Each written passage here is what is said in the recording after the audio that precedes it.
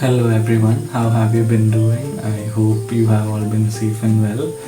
I'm very happy that this semester I'll be having a paper with you, and the paper would be discussing literature after the 1940s.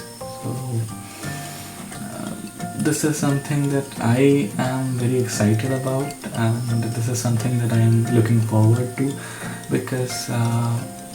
And so it's a very personal connection that I have with literary studies, and I enjoy teaching PG classes more than UG classes because it is in PG classes where I can discuss a lot of things and see students also thinking from similar perspectives or coming up newer perspectives. It's something that I usually find happening in PG classes, and I enjoy that much.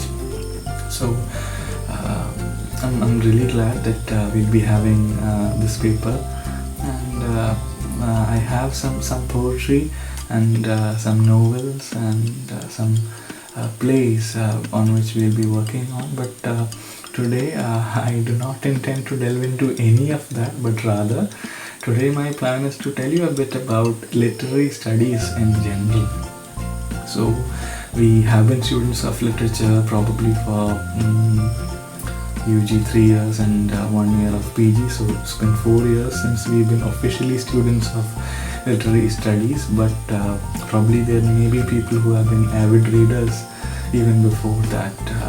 So I'll just tell you how my story began with literary studies.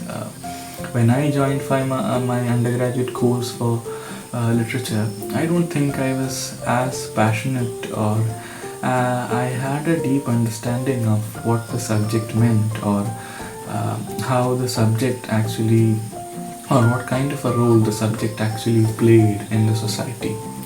But later on, when I started growing as a learner, I started developing this deeper connection with my subject, and I started understanding my subject deeper, and I started understanding the significance of my subject. So what actually is the significance of literary studies? So there are many disciplines that students learn, like there is engineering, there is mathematics, there is medicine, and in most of the cases the products that the people who graduate from these disciplines make are very visible, because doctors treat patients, and engineers construct things, and scientists invent things, and the like. But in the case of a literature graduate, the kind of contribution that a literature graduate can make or does make into the society may not be as visible as, or may not be as concrete as in the case of those subjects. So when I was doing my master's degree after my undergraduate degree, I was deeply troubled by this question: how actually do we contribute to the society, or how actually does our subject contribute to the society? So it sort of became a very disturbing question in my head, and I started seeking answers. And what happened was, I ended up reading a lot, and ended up talking to a lot of people about this, and eventually I came up with some answers. My answers were that what do we do in literary studies? We actually try to interpret things from diverse perspectives. We read into different experiences of people, or we read into different cultural experiences, different social experiences, mostly brought out to light through imagination, and we try to interpret them from newer perspectives. Why do we do that? Because it's actually a training process for a better life. So in anybody's life, if that person has the capability to look at things from a diverse range of perspectives, many of the problems that happen in their life and their society can be resolved. Now look at our society. There have been many instances where opinion clashes, or religious differences, or political differences, Our class differences have caused much havoc, and they have caused a lot of disturbance in the social fabric. Why did it happen? Because one community or one individual or one political party or one nation was not willing to uh, think from the perspective of the other. That is another nation, another political party, or another individual. So what happens when we read literary works or try to interpret them is we understand that there is not just one meaning or one interpretation possible, but rather the same text can be analyzed from a diverse range of perspectives. So we understand that anything can be looked at from a diverse range of perspectives, and the possibility of meanings is numerous. So when this realization comes to us, we might just start applying the same principle to life also. Whenever there is a conflict, we might think that is there another perspective or another interpretation that I can give to this, or can I look at it from another person's perspective? Just like we are introduced to a diverse range of characters, perspectives in literary works, we start thinking, can I think of this issue or think of this experience from another person's perspective, another culture's perspective?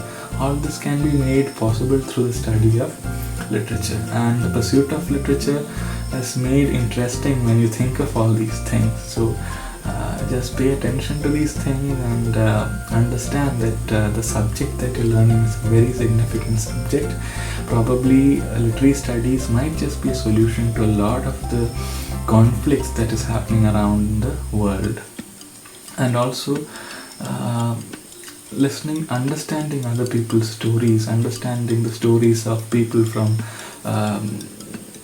historical times, different historical periods other than us, or different cultural experiences other than us, enriches our or broadens our mind, or gives us a better understanding of what it means to be human, or how do different cultures view different experiences, or what are the differences in values of different cultures. All these things we are able to understand.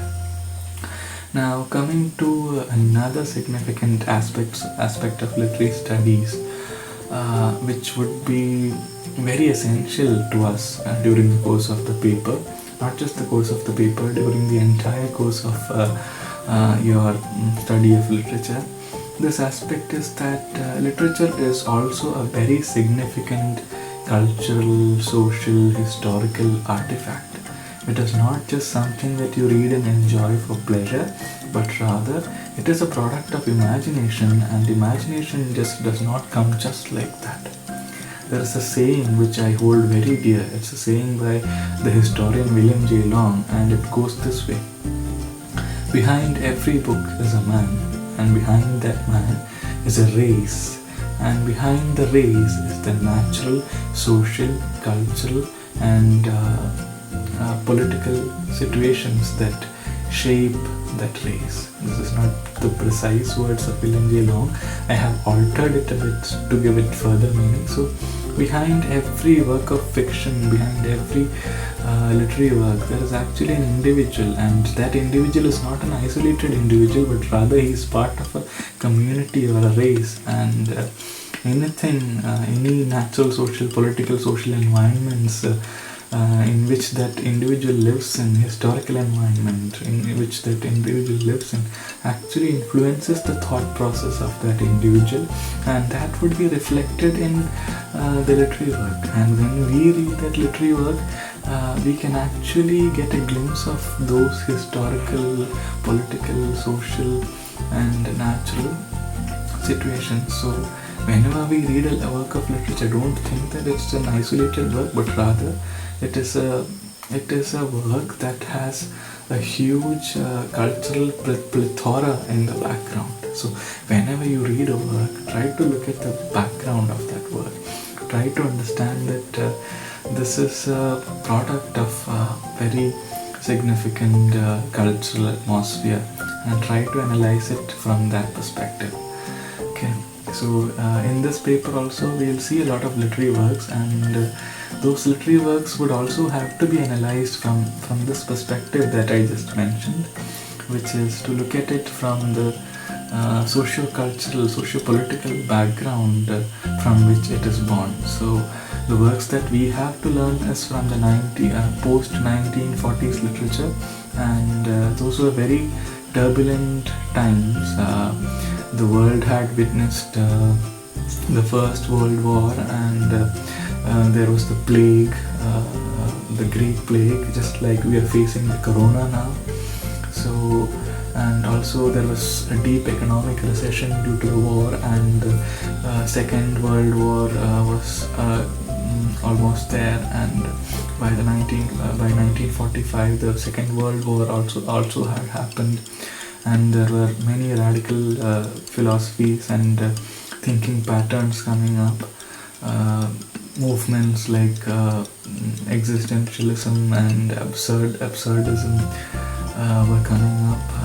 So this is a very significant period because just imagine this. Okay, don't complicate things. We just keep it simple for the very first class. Just imagine this. Okay, imagine about the world wars. Okay? All the progress that mankind has made, and all this development that we have brought about with the help of the sciences, with the help of inventions, with the help of human effort, that gets destroyed in moments with bombs or destructive weapons. So it is highly plausible that mankind might just lose all kinds of hope, right? All the earnings that you made, or all the development that you made in your life with so much effort can just be destroyed with one fine morning. You must have read the story of Anne Frank. What happens there? What happens to Anne Frank and their family? They have to shift from their home to a hiding one fine day because the wars are happening, and the Nazis have decided to wipe away Jews from the land. So this is a very difficult phase in the history of the world, and most of the critics actually look at it as a very pessimistic phase, because all these things have happened and mankind is struggling because of the wars, economic recession and everything. So it's seen as a very pessimistic phase, and that's why there are movements like existentialism, which actually thinks that is there meaning in life, because all these things are happening and life is actually a huge mess. So is there any meaning in life? That's the question of existentialism, and the Angry Young Man movement, and many such movements that actually question the meaning of human life itself. But I believe that this was a phase that enabled humankind to question themselves and work on themselves, and as a result of that reworking or that rebuilding of faith by the end of the 20th century and the beginning of the 21st century, humankind had actually regained all the progress that was lost in the mid of the 20th century. So this is actually one difficult phase in the history of mankind, a very essential difficult phase, I would say, because it is because of that phase that we now have a better understanding of life and a deeper outlook towards life. Even when the corona crisis is hitting us, probably it's because we went through the Great Plague and the Great Depression during the wars that we are very sure that humankind will actually surpass all these difficulties, because we have done it back in the history. We have actually overcome huge crises in the in human history. That's why despite this situation being so tough, we are still confident. So when we'll be studying all those poems, all those literary works, just think of the kind of atmosphere that was there post 1940s. Now I'll just shift to Malayalam so that it can be summarized very quickly. ഓരോ കാലഘട്ടത്തിലും അവിടുത്തെ രാഷ്ട്രീയ സാഹചര്യങ്ങളും അല്ലെങ്കിൽ സാംസ്കാരിക സാഹചര്യങ്ങളൊക്കെ അനുസരിച്ച് ആണ് അവിടുത്തെ സാഹിത്യവും എഴുത്തുമൊക്കെ ഉണ്ടായി വരുന്നത്. ഒരിക്കലും സാഹിത്യമൊന്നും ഒരു ഒറ്റപ്പെട്ട് നിൽക്കുന്ന ഒരു സംഗതിയല്ല. ആ കാലഘട്ടത്തിലുള്ള ഒരു സാംസ്കാരിക സാഹചര്യത്തിൻ്റെ ഒരു പ്രോഡക്റ്റായിട്ടാണ് ലിറ്റററി വർക്ക്സ് ഒക്കെ വരുന്നത്. അപ്പം ലിറ്റററി വർക്ക്സിനെ പഠിക്കുമ്പോൾ അതിൻ്റെ ഒരു പശ്ചാത്തലം മനസ്സിലാക്കാനായിട്ട് അതുണ്ടായി വരുന്ന ഒരു ഹിസ്റ്റോറിക്കലായിട്ടുള്ള ബാക്ക്ഗ്രൗണ്ട് അല്ലെങ്കിൽ കൾച്ചറലായിട്ടുള്ള പൊളിറ്റിക്കലായിട്ടുള്ള ബാക്ക്ഗ്രൗണ്ടൊക്കെ മനസ്സിലാക്കാനായിട്ട് ലിറ്റററി സ്റ്റഡീസ് നമ്മളെ സഹായിക്കും. അതുപോലെ തന്നെ നമ്മൾ ഓരോ ലിറ്റററി വർക്ക് വായിക്കുമ്പോഴും ഈ ഒരു പെർസ്പെക്റ്റീവോട് കൂടി വായിക്കണം. നമുക്ക് പഠിക്കാനുള്ളത് 1940s ശേഷമുള്ള ലിറ്റററി വർക്കാണ്. ഒരു ടഫ് ഫേസ് അല്ലെങ്കിൽ ഒരു വളരെ ബുദ്ധിമുട്ടേറിയ ഒരു കാലഘട്ടമായിരുന്നു മനുഷ്യരാശിയെ സംബന്ധിച്ചിടത്തോളം. അപ്പോൾ അതുകൊണ്ട് തന്നെ പല ഫിലോസോഫിക്കൽ മൂവ്മെൻറ്റ്സും ആ സമയത്തെ ഒരു ഡിപ്രസീവ് അല്ലെങ്കിൽ പെസിമിസ്റ്റിക് ഫേസായിട്ട് കാണുന്നുണ്ട്. പക്ഷേ അതൊരു എസെൻഷ്യൽ ഡിഫിക്കൽട്ട് ഫേസായിരുന്നു എന്ന് വേണമെങ്കിൽ പറയാം. ആ ഒരു ഫേസിലുണ്ടായിരുന്ന ഒരു ഡിപ്രഷനെ അല്ലെങ്കിൽ ഒരു ഡിഫിക്കൽട്ട് ഫേസിനെ ഓവർകം ചെയ്തിട്ടാണ് മനുഷ്യർ ഇന്ന് കാണുന്ന ഒരു 21st century പ്രോഗ്രസ് ഒക്കെ അറ്റൈൻ ചെയ്തത്.